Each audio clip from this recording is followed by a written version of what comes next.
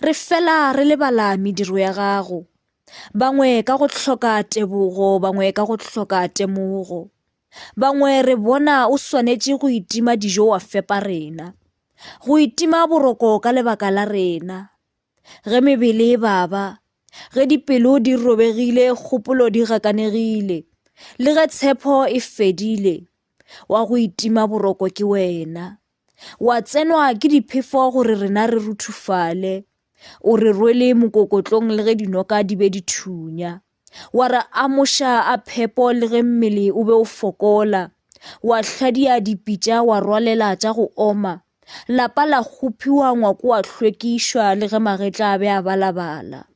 wa di rwala ka moka magetleng a gago le ge o sena sa gago, o re file go fetišiša, o tsebile gore godiša,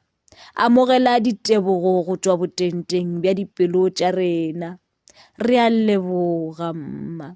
re a leboga.